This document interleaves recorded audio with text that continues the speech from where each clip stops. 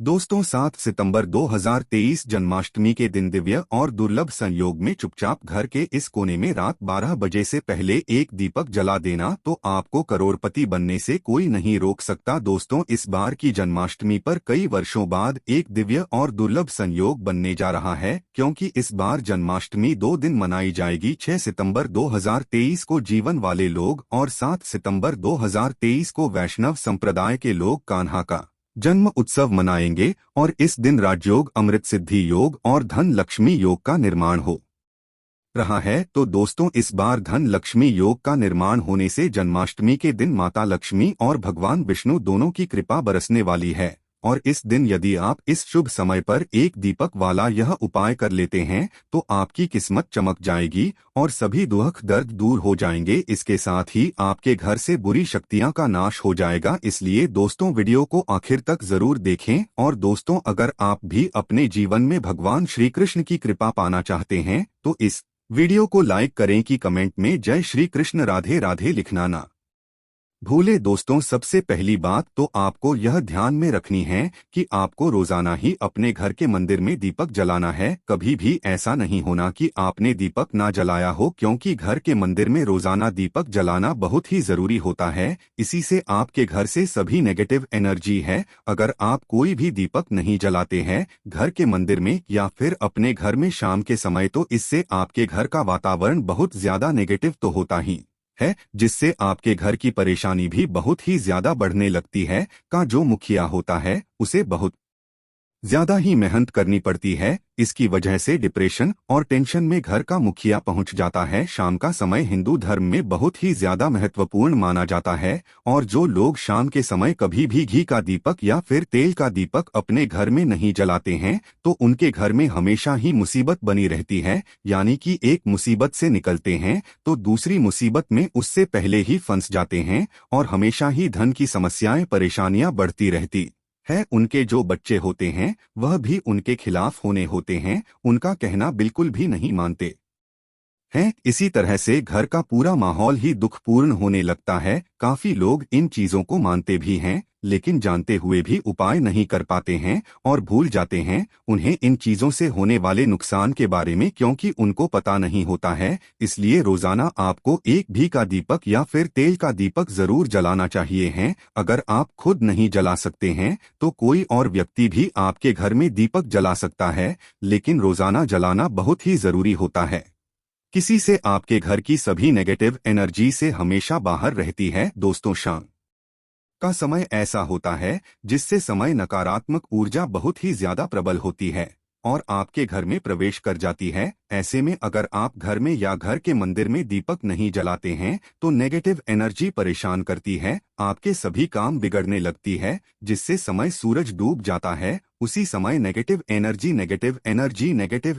पैर धोकर दीपक जलाना चाहिए। अगर आप खुद नहीं कर सकते हैं तो कोई और व्यक्ति भी आपके लिए ऐसा कर सकता है। दोस्तों अब जिस घर में बहुत सारे लोग बीमार रहते हैं या फिर बीमारी कभी भी ठीक नहीं होती है तो यह भी एक संकेत होता है कि आपके घर में बहुत ही ज्यादा नकारात्मक ऊर्जा है जो परेशानियों को, बीमारियों को, मुसीबतों को बहुत ही ज्यादा बढ़ा रही है। सभी चीजों को खत्म करने के लिए आपको अपने घर में जब सूरज ढल जाता है तो उस समय घी का दीपक या फिर सरसों के तेल का या फिर तेल के तेल का दीपक भी पूर्व दिशा में आप जला सकते हैं, लेकिन रोजाना इन चीजों को करना बहुत ही जरूरी है। कभी आपको इसके लाभ मिल पाते हैं। अगर आपके घर में धन से जुड़ी समस्याएं, नौकरी व्यवसाय से जुड़ी हुई कोई भी समस्याएं हैं, अगर ऐसी समस्याएं बहुत ही ज्यादा होती है तो आपको अपने घर के उत्तर में रोजाना ही घी का दीपक जलाना चाहिए। इससे एक भी दिन आप मिस ना करें। अगर आप रोजाना उत्तर दिशा में घी का दीपक जलाते हैं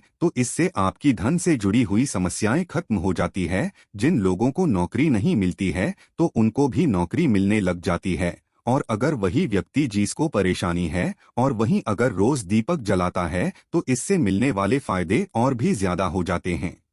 शाम के समय घी का दीपक या फिर तेल का जलाना बहुत ही जरूरी होता है। आप कभी भी इन चीजों को नजरअंदाज ना किया करें, क्योंकि इन्हीं से आपके जीवन में परेशानियां बढ़ जाती है। और आपको मुसीबतों का सामना करना पड़ सकता है। आपको यह जानकर हैरानी होगी कि जो भी घी का दीपक आप जलाते हैं उससे जो निकलने वाली ऊर्जा ये होती है, तो इससे घर का माहौल एकदम से सुखमय बनने लगता है, यानी कि पॉजिटिव होने लगता है। घर के सभी लोग शांति से रहने लगते हैं। इसी प्रकार से जो तेल का दीपक होता है, यह भी जब जलता है तो इससे आपके आसपास जितनी भी नकारात्मक ऊर्जा है वह खत्म हो जाती है, क्योंकि उससे निकलने वाली जो ऊर्जाएं होती है, धुआं होता है, वह नेगेटिव एनर्जी निकलता है और आपके आसपास की एनर्जी को पॉजिटिव बनाता है। तो यह बहुत ही जरूरी चीजें हैं। शाम के समय कभी भी आप इन चीजों को कभी मिस ना किया करें, तभी आप अपने जीवन में सफलता पा सकते हैं और आपकी जितनी भी मनोकामना है वो सीता, भगवान श्री राम और अन्य देवी देवताओं का भी आशीर्वाद आपको प्राप्त हो जाता है। तो निश्चित तौर पर अपने घर के पूजा घर में एक साथ आप यह तस्वीर रख सकते हैं। आपके जीवन में राजयोग की प्राप्ति हो जाती है। दोस्तों, इसी तरह आप अपने घर के पूजा घर में या किसी अन्य स्थान पर अगर कोई तस्वीर रखना चाहते हैं और उसे लगाकर अपने घर में लाभ प्राप्त करना चाहते हैं, तो अपने घर में या पूजा घर में आपको निश्चित तौर पर त्रिदेवों की तस्वीर या मूर्ति एक ही स्थान पर लाकर जरूर रखनी चाहिए। ब्रह्मा, विष्णु और महेश, इन तीनों की संयुक्त रूप से इनकी एक साथ तस्वीर अपने के मंदिर में या अपने घर में कहीं भी लाकर रख देनी चाहिए। माना जाता है कि इन तीनों देवताओं के एक साथ दर्शन करने मात्र से हमारे बड़े से बड़े विघ्न और बड़े से बड़े कष्ट समाप्त हो जाते हैं। इसी वजह से इन तीनों की एक साथ में तस्वीर या मूर्ति लाकर आपको पूजा जरूर करनी चाहिए। दोस्तों, अब बात करते हैं कि कुछ ऐसी तस्वीरें होती है या ऐसी मूर्तियां होती हैं जिनको आपको अपने घर के पूजा घर में स्थान ही नहीं देना चाहिए। अगर आपने तस्वीर या मूर्ति को अपने घर के पूजा घर में स्थान दिया है तो समझ लीजिए कि आपको कंगाली का सामना करना पड़ेगा या फिर देवी देवताओं के क्रोध का सामना करना पड़ेगा। दोस्तों, और एक बात बता दें कि मंदिर में कभी भी विषम संख्या में गणेश जी की मूर्तियां ना रखें, जैसे कि 1, 3 या 5 ऐसे रखना अशुभ माना जाता है। दो मूर्तियों को एक साथ रखना शुभ माना गया है। अगर आप सिर्फ गणेश जी की मूर्ति रखते हैं तो इसके किसी भी प्रकार की मूर्ति आपको नहीं रखनी चाहिए। दोस्तों, इन्हें स्थापित करते वक्त ध्यान दें कि मुख्य दरवाजे की तरफ होना चाहिए, ताकि आपको अच्छे और सच्चे धन लाभ की प्राप्ति हो। और इस बात का ध्यान रखें कि घर में अंगूठे से बड़े आकार का शिवलिंग आपको भूलकर भी नहीं रखना चाहिए। हमेशा एक छोटा सा शिवलिंग रखें और इससे ज्यादा शिवलिंग आपको नहीं रखना चाहिए। दोस्तों, वैसे तो आपको अपने घर में शिवलिंग रखना ही नहीं चाहिए, उसके बाद भी अगर रखते हैं तो अंगूठे के आकार से बड़ा शिवलिंग आपको नहीं रखना चाहिए।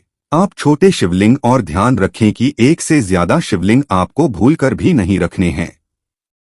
घर में अगर आप शिवलिंग रखते हैं तो शिवलिंग पर आपको तुलसी भूलकर भी अर्पित नहीं करना चाहिए। अगर आपने शिवलिंग रख लिया है और उस पर तुलसी अर्पण कर दी है तो देवी देवताओं की क्रोध का आपको सामना करना पड़ेगा। दोस्तों, मंदिर में हमेशा अगर आप हनुमान जी की तस्वीर रखना चाहते हैं, आपके अनन्य भक्त हैं, तो बैठे हुए हनुमान जी की मूर्ति ही रखे। बजरंग बली रुद्र भगवान शिव के अवतार हैं, इसीलिए उनकी भी शिवलिंग की ही तरह मूर्ति रखें। साथ ही जो पति पत्नी होते हैं, वैवाहिक जीवन आपने ही स्टार्ट किया है तो हनुमान जी की मूर्तियां वीर अपने कमरे में या बेडरूम में आपको भूलकर भी नहीं रखनी चाहिए, अन्यथा आपको आपके जीवन में कई प्रकार के दोषों का सामना करना पड़ता है। दोस्तों, हनुमान जी ब्रह्मचारी हैं तो इस बात का आपको ध्यान रखना चाहिए। दोस्तों, राधा कृष्ण की मूर्तियां अगर आप जैसे अपने शयन कक्ष में सोते हैं और वो आपके बेड के सामने की तरफ रखी है कि जैसे कि आप सुबह उठें और आपको उठते ही पहले उनके दर्शन हो जाएं, तो समझ लीजिए कि आपका जीवन मालामाल होने वाला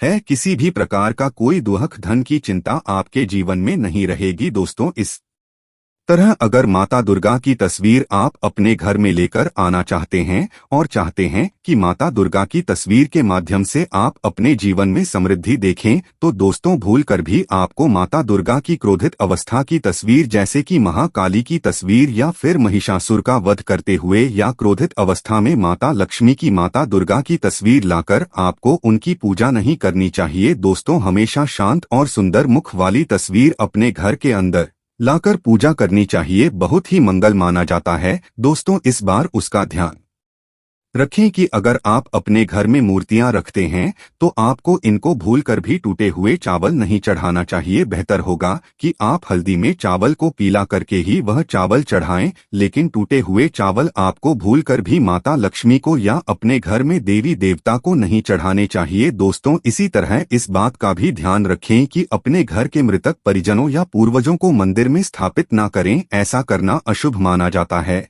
और अगर आप ऐसा लगातार कर रहे हैं, सीता, भगवान श्री राम और अन्य देवी देवताओं का भी आशीर्वाद आपको प्राप्त हो जाता है, तो निश्चित तौर पर अपने घर के पूजा घर में एक साथ आप यह तस्वीर रख सकते हैं। आपके जीवन में राजयोग की प्राप्ति हो जाती है। दोस्तों, इसी तरह आप अपने घर के पूजा घर में या किसी अन्य स्थान पर अगर कोई तस्वीर रखना चाहते हैं और उसे लगाकर अपने घर में लाभ प्राप्त करना चाहते हैं, तो अपने घर में या पूजा घर में आपको निश्चित तौर पर त्रिदेवों की तस्वीर या मूर्ति एक ही स्थान पर लाकर जरूर रखनी चाहिए। ब्रह्मा, विष्णु और महेश, इन तीनों की संयुक्त रूप से इनकी एक साथ तस्वीर अपने के मंदिर में या अपने घर में कहीं भी लाकर रख देनी चाहिए। माना जाता है कि इन तीनों देवताओं के एक साथ दर्शन करने मात्र से हमारे बड़े से बड़े विघ्न और बड़े से बड़े कष्ट समाप्त हो जाते हैं। इसी वजह से इन तीनों की एक साथ में तस्वीर या मूर्ति लाकर आपको पूजा जरूर करनी चाहिए। दोस्तों, अब बात करते हैं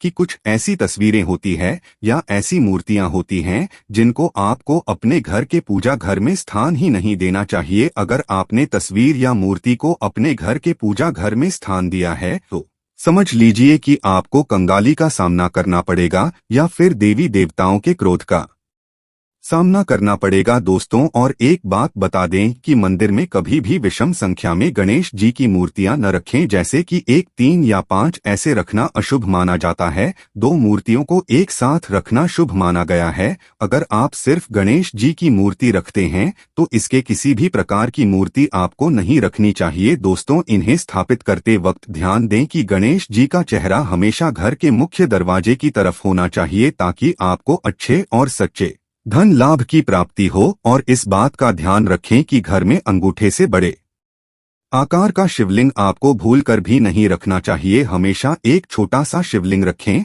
और इससे ज्यादा शिवलिंग आपको नहीं रखना चाहिए। दोस्तों, वैसे तो आपको अपने घर में शिवलिंग रखना ही नहीं चाहिए, उसके बाद भी अगर रखते हैं तो अंगूठे के आकार से बड़ा शिवलिंग आपको नहीं रखना चाहिए। आप छोटे शिवलिंग, और ध्यान रखें कि एक से ज्यादा शिवलिंग आपको भूलकर भी नहीं रखने हैं। घर में अगर आप शिवलिंग रखते हैं तो शिवलिंग पर आपको तुलसी भूलकर भी अर्पित नहीं करना चाहिए। अगर आपने शिवलिंग रख लिया है और उस पर तुलसी अर्पण कर दी है तो देवी देवताओं की क्रोध का आपको सामना करना पड़ेगा। दोस्तों, मंदिर में हमेशा अगर आप हनुमान जी की तस्वीर रखना चाहते हैं, आपके अनन्य भक्त हैं, तो बैठे हुए हनुमान जी की मूर्ति ही रखे। बजरंग बली रुद्र भगवान शिव के अवतार हैं, इसीलिए उनकी भी शिवलिंग की ही तरह मूर्ति रखें। साथ ही जो पति पत्नी होते हैं, वैवाहिक जीवन आपने ही स्टार्ट किया है, मूर्ति या तस्वीर अपने कमरे में या बेडरूम में आपको भूल कर भी नहीं रखनी चाहिए, अन्यथा आपको आपके जीवन में कई प्रकार के दोषों का सामना करना पड़ता है।